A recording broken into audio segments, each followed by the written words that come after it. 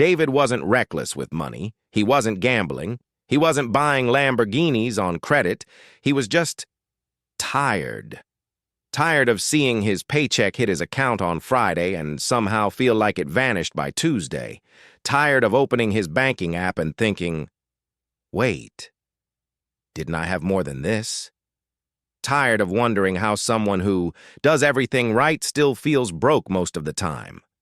So one night, half asleep, phone glowing in the dark, he scrolls through his transaction history.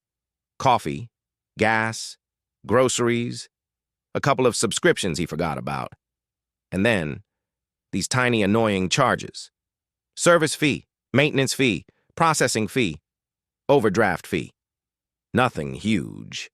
But somehow, everything felt smaller, his balance, his breathing room, his sense of control. And here's the part that really messed with him. None of it felt dramatic. No big crisis, no obvious mistake, just a slow, quiet leak. Which, honestly, is how most people lose money. Not in explosions, in drips.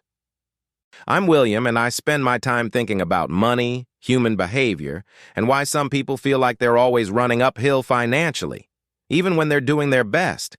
And once you start paying attention, you realize something uncomfortable. A lot of the systems that say they're helping you are quietly working against you. Banks don't usually take your money in obvious ways. They do it softly, politely, with a smile and a "thank you for banking with us." And the wild part? Most of us never even notice. But once you see it, you can't unsee it. So today, I want to walk you through the subtle, everyday ways banks slowly make people poorer. Not through villains or conspiracy theories, but through design, psychology, and quiet incentives that don't always align with your financial health. And yeah, it might change how you look at your own bank account. In a good way. Let's start with something simple. Something almost everyone has experienced. 1. Overdraft fees, punishing you for being human. Joe was short $3, not $300, not $30, $3. He grabbed a coffee on his way to work, the same one he always gets, and everything seemed normal. Tap, approved, caffeine secured. Then later that day, boom. $35 overdraft fee. $35. For being short $3. Joe stared at his phone like it personally betrayed him, which, honestly, it kind of did.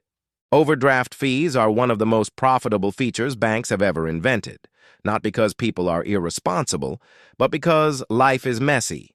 Sometimes your paycheck comes a day late, sometimes a bill hits early, sometimes you just misjudge your balance by a tiny amount. And banks? They don't see a mistake. They see revenue. The psychology is sneaky, too. A $3 mistake feels small, but the punishment is massive. It's like dropping a penny and getting fined $100 for it. Why it matters. Those fees don't just hurt your wallet, they keep you stressed. And stressed people don't make calm, strategic financial decisions. Simple fix. Turn off overdraft protection. Let transactions decline. Yes, it's awkward when your card gets declined. But awkward is cheaper than $35. And honestly, a declined coffee is better than a financial penalty that lingers for weeks. 2. Maintenance fees for doing nothing wrong. Sarah opened her first bank account in college. No fees, no stress, just vibes. Fast forward a few years. She's working, paying rent, trying to adult. Then one month, her balance dips below the minimum. And suddenly, $12 gone. For existing. Monthly maintenance fees are basically rent for your own money. You're paying the bank to hold your cash. And the worst part? It feels normal, routine, almost invisible. But over a year, that's $144 for nothing. Why it matters. Small, recurring fees drain motivation. They make saving feel harder than it needs to be. Fix. Switch to a no-fee bank. They exist, they're not rare, and they don't punish you for not being rich enough. 3. Low interest on savings, the silent wealth killer. Mark did everything right. He saved, he avoided debt, He kept money in the bank, and his reward, 0.3% interest. Inflation, 4 to 7%. So technically, Mark was losing money while saving. That gap? That's their profit. Why it matters. Your money should grow, not slowly rot. Fix, high-yield savings, index funds, anything that beats inflation, because saving alone isn't enough anymore. 4. Convenience. Loans with terrible terms. Lisa's car broke down. She needed it. She needed money. Fast. Her bank offered a personal loan, quick, easy, approved.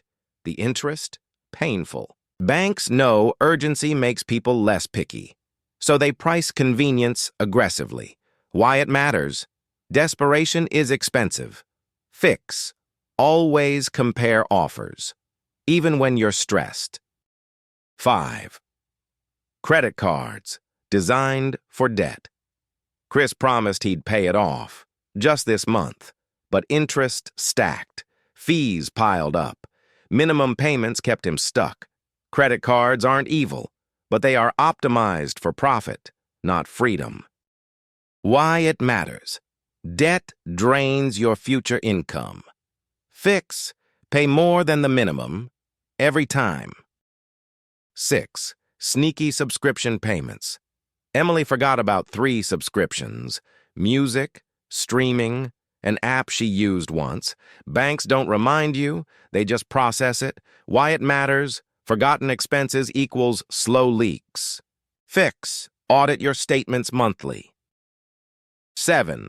ATM fees for accessing your own money. Tom withdrew $20, lost $4 in fees. That's a 20% tax on cash. Why it matters? You pay to access what you already own. Fix. Use fee-free networks. 8. Rewards that encourage overspending. William chased points, bought more, spent more. The rewards never covered the extra spending. Why it matters. Incentives change behavior. William has a credit card that gives 2% cash back. He normally spends $500 per month. Cashback earned, $500, times 2% equals $10. Then he starts chasing rewards. He buys extra things he doesn't really need and spends $800 per month.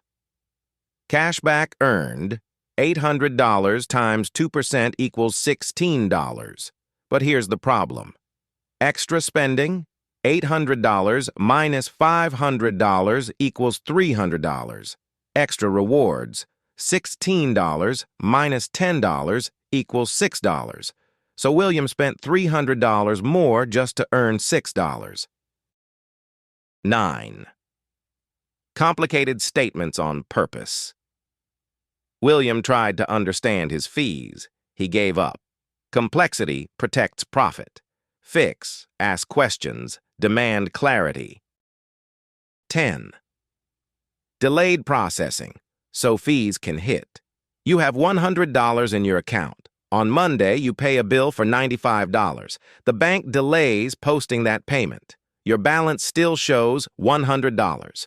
On Tuesday, you buy groceries for $20. This charge posts immediately. Now your real balance becomes $100 minus $20 equals $80. Then the $95 bill finally clears. $80 minus $95 equals minus $15. Overdraft fee, $35. What just happened? You didn't overspend by much. You followed the balance you saw. But the timing made you overdraft. Guess who benefits? Not you. The bank. Fix. Track your own balance. 11. Encouraging you to park cash, not grow. William keeps his money in a regular savings account. The bank pays him 1% interest per year. He has $5,000 sitting there. After 1 year, $5,000 times 1% equals $50. Sounds okay? Until you look closer. Inflation is 4%. Real value of his money after 1 year, $5,000 minus 4% equals $4,800. So even with interest, William lost $150 in buying power. Meanwhile, the bank doesn't let that money sit. They invest it, lend it out, and earn 8% plus. On William's $5,000, $5,000 times 8% equals $400. Who really benefits?